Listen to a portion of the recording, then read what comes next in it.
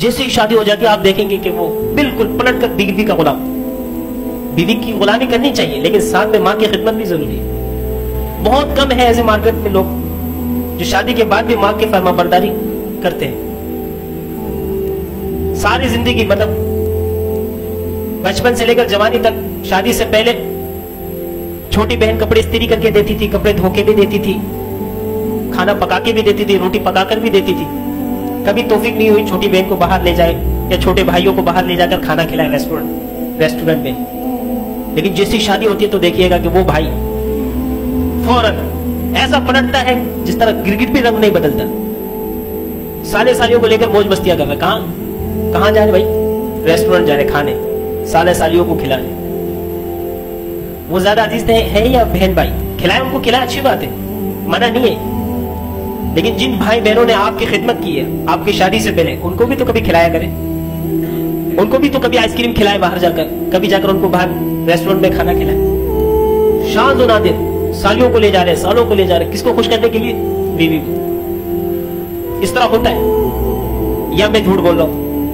फिर स्टेटस लगाकर दूसरों को दिखा रहे होते फखरी अंदाज में, वीडियोस बनाकर। जिस माँ ने जन्म दिया, पेट में पाला, 9 महीने तकलीफ बर्दाश्त की, उस माँ को लाकर कभी नहीं खिलाया। सास के लिए ले जा रहे, ससुर के लिए ले जा रहे, अच्छी बात है, मना नहीं कर रहा। लेकिन उस माँ का भी तो हक है ना, जिस माँ ने पाल पोस कर इस काबिल बनाया। ये जो सास ससुर आपने जो देखा है, ये साले सालिया जो आपने देखा है, किसके बदौलत देखा है? जिस माँ ने पाल पोस कर बड़ा किया, उस माँ के सबके तो देखा है। कुछ चीजें माशरे में तल्ख जरूर है, बयान करने से भी डर लगता है। तो ये बहुत माशरे में इसकी बड़ी किल्लत है। अपने बहन भाइयों का फिक्र नहीं होता, साले सालियों की बड़ी फिक्र बहुत ज्यादा। देख लीजिएगा, या झूठ बोल रहा हूं मैं? बहन भाइयों का फिक्र नहीं है, साले सालियों का फिक्र। अच्छी बात है करे, लेकिन अपने बहन भाइयों का करे। खून के जो रिश्ते होते ना, वो कभी खत्म नहीं होता। बीवी का रिश्ता खत्म हो सकता है, साले सालियों का रिश्ता खत्म हो सकता है, सास ससुर का रिश्ता खत्म हो सकता है, लेकिन खून के जो रिश्ते होते हैं वो कभी आप खत्म करना चाहे भी तब भी खत्म नहीं होता। वो कहते ना आग करना, आग अखबार में लिख के दे देते, आज से ये मेरा बेटा नहीं, आग। शेर कहते हैं कि ये आग कुछ भी नहीं होता है, ये आपका बेटा है तो है, मरते दम तक है, कयामत की सुबह तक आपका बेटा है। मैदान महशर में जब अल्लाह तबारक व तआला के सामने पेश किया जाएगा, कभी उसका बाप का नाम लेकर उसको पेश किया जाएगा। खून का रिश्ता कभी, भाई बहनों का रिश्ता कभी खत्म नहीं होता। एक मौलाना साहब है, उन्होंने मुझे एक किस्सा सुनाया, शायद आप लोगों को भी सुनाने तो फायदा हो जाए। ऐसे भाइयों के लिए जो साले सालियों की बड़ी फिक्र करते हैं, अपने बहन भाइयों को छोड़कर। शादी के बाद ससुराली हो गए, बस माँ बाप से रिश्ता नाता, बहन भाइयों से रिश्ता नाता तोड़ दिया, खत्म। आप कुरान उठाकर देखें, हदीस मुबारक उठा के देखें कि नबी सल्लल्लाहु अलैहि वसल्लम रिश्तेदारी जोड़ने के वाले के मुतालिक क्या फरमा रहे? अगर कोई शख्स कता ताल्लुक करे, रिश्तेदारी तोड़ दे, तो वो हम में से नहीं है। ला यदखुलुल जन्नह कातिअ, कि रिश्ता कता करने वाला जन्नत में नहीं जाएगा। बहुत ज्यादा माशरे में रिश्ता तोड़ा जाता है। बहन भाइयों का शक्ल नहीं देखने के लिए तैयार है, भाई भाई का शक्ल देखने को तैयार नहीं है, बेटा माँ बाप का शक्ल देखने को तैयार नहीं है, बहन बहन की शक्ल देखने को तैयार नहीं है। ये हुकूकुल इबाद में हम बहुत लापरवाही करते हैं। नमाज हम जरूर पढ़ते हैं, रोजा भी रखते हैं, सदकात खैरात भी करते हैं, लेकिन रिश्तेदारी निभाते नहीं है। हम सोचते कि वो पहले हमें करें फिर हम करेंगे। हर इंसान यही सोचता है कि मेरे साथ जुल्म हो रहा है। हर बंदा रिश्तेदारों में आप देखें, वो ये कहते, जिससे भी सुना यही सुनने को मिलता है कि भाई वो फलाने ने मेरे साथ ये जुल्म किया। ओ भाई ये भी तो देखो, आप भी जुल्म कर रहे हो उसके साथ। अगर वो नहीं कर रहा आप पहल कर लो। कुछ माँ बाप भी ऐसे हैं, अम्मी जान मैं चाचू के घर जाना चाहता हूं, खबरदार अगर तू गया तो खबरदार। अल्लाह और रसूल का कानून कहते हैं कि माँ बाप के हुक्मों को तोड़ दो।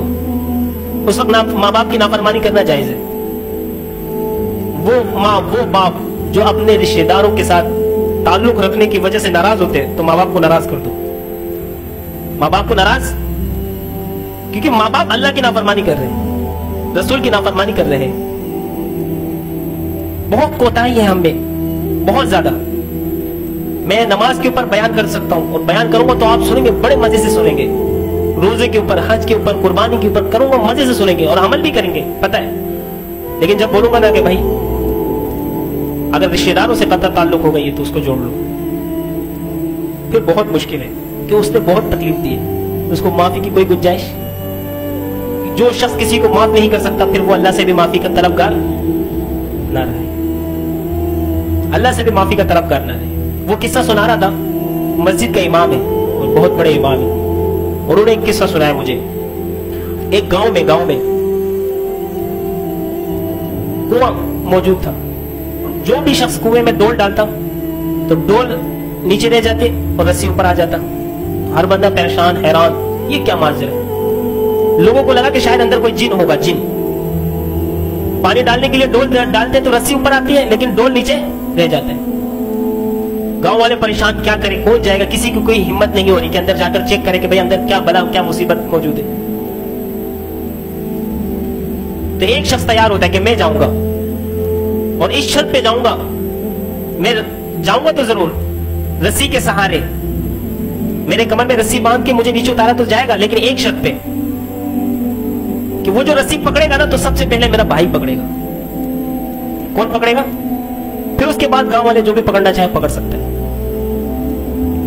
तो उस शख्स के कमर में रस्सी बांधने के बाद उसको कुएं में उतारा गया। जब कुएं में उतारा तो नीचे देखा तो एक बंदर मौजूद है। बंदर जब भी कोई डोल नीचे आता है तो वो रस्सी खोल के डोल नीचे रख देता है और रस्सी ऊपर चली जाती है। वो देख के हैरान कि यार ये बंदे ने सबके नाक में दम किया हुआ है, तो उस बंदर को लेकर ऊपर आ जाता है। तो गांव वाले खुश हो जाते हैं कि यार बहुत अच्छा हुआ कि आपकी वजह से हमारी परेशानी दूर हो गई। लेकिन सब लोग एक सवाल करते हैं कि यार एक सवाल जो हमारे दिल में खटक रही है वो ये है कि आपने ये शर्त क्यों लगाई कि जब मैं नीचे उतारा जाऊं इस कुएं के तो जब रस्सी पकड़ने वाला शख्स होगा पहला वो मेरा भाई होगा, ये शर्त क्यों लगाई?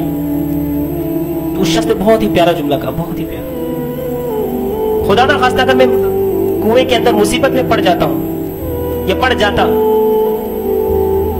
ऐसी कोई चीज निकल आती है जिसको देखकर लोग डर जाते तो सारे लोग भाग जाते। अगर रस्सी पकड़ने वाला अगर मेरा भाई होता तो मुसीबत में वो भाई कभी नहीं भागता। तो इसलिए मैंने ये हुक्म और ये शर्त लगाई कि रस्सी पकड़ने वालों में मेरा भाई सबसे पहला होगा। दोस्ती यारी बहुत निभाते, दोस्तों को खिलाते पिलाते टाइट मौज मस्ती करते, लेकिन भाई छोटे भाई को नहीं पूछता। ऐसे भाई बहुत कम है माशरे में। अल्लाह पाक हमारे जो बड़े भाई है माशाल्लाह उनको जज़ाए खैर दे। अगर हम आज मौलवी है तो उस भाई के साथ के, अगर मैं आपको मौलवी इस मिंबर पे बैठा हुआ नजर आ रहा हूं, हमारे भाई, ऐसे भाई बहुत कम होते। लोग हमें कहते हैं कि आपके भाई के जैसा कोई भाई नहीं है। भाई तो शादी के बाद पलट जाता है, लेकिन अल्लाह पाक ने हमारी जो किस्मत में भाई लिखना था वो भाई नहीं था, वो बाप की जगह था। हर मामलात में बचपन से लेकर जवानी तक, हत्ता की शादी तक और अभी तक हर पल की खबर रखता है। अगर रात को देर से घर पहुंचना तो फोन आ जाता है, अभी तक घर नहीं पहुंचे, बेगम आपकी बेगम इंतजार करिए, जल्दी से पहुंचो। ऐसे भाई मार्केट में कम है। वैसे तो भाई को पूछता ही नहीं, सालों साल तक शक्ल देखने को तैयार नहीं। आपकी सारी इबादत बंदगी अल्लाह उठाकर रद्दी की टोकरी में फेंक देगा। छोटी बहन के घर नहीं जा रहे, फ्रूट थैलियों को थैली भर कर कहां ले जा रहे? साली के घर, सालों के घर, ससुराल। वहां मां बेचारी बड़ी बड़ी सट रही है, बहन इंतजार में कि कब मेरा भाई आएगा, छोटे भाई इंतजार में कि बड़े भाई की शक्ल देखेंगे। बड़े भाई मजे में यहां घूम रहा, वहां घूम रहा, वहां घूम रहा। रिश्तेदारी कौन सी निभा रही है? एक बोल पे जो रिश्तेदारी खत्म हो जाती है। शरीयत मना नहीं करती कि वो रिश्तेदारी ना निभाए, लेकिन एक तरफा ना निभाए। ये माशरे में सबसे ज्यादा ये आजकल ये बीमारी सबसे ज्यादा मौजूद है। शादी किया फौरन पलट गया। जिस बहन ने इतनी खिदमत की भाई की, उस बहन को देखने को गवारा नहीं। वो बहन सब ज्यादा चुपती है, भाभी को सब ज्यादा वो बहन चुपती है कि आपकी ये बहन बड़ी बदतमीज है, आपकी ये बहन बड़ी, इसकी जुबान लंबी है। क्यों भाई? ये सारी जिंदगी आपकी शौहर की खिदमत तो किया, जुम्मा आप 2 दिन हुए आप आए, ये बहन चुपने लगी। नबी सल्लल्लाहु अलैहि वसल्लम ने फरमाया जो रिश्तेदारी तोड़ेगा वो जन्नत में नहीं जाएगा, नहीं जाएगा, नहीं जाएगा, नहीं जाएगा, खुदा की कसम नहीं जाएगा। नमाज पढ़ लो, जितने में पढ़ के यहां निशान बना लो, इतने बड़े निशान बना लो। 50 हज कर लो, माँ बाप की फिक्र छोड़ दो। 50,000 हज भी कर लो कि अल्लाह बोलेगा चल तेरे हज की कोई जरूरत नहीं। नबी सल्लल्लाहु अलैहि वसल्लम की हदीस है कि जो तुमसे रूठे उसको मनाओ, जो नाराज है उसको राजी करो। हमारे ईगो को ऊपर हमला हुआ, मैं उसके सामने झुक जाऊं, ये हो ही नहीं सकता। रिश्तेदार में ये चलता है, बहुत ज्यादा चलता है। अगर कोई समझाता तो फिर उसकी समझ से दूर, अबे जा तू इतना चमचागिरी नहीं कर, चल तू, तेरे साथ नहीं हुआ, तेरे साथ होता तो तुझे पता चलता।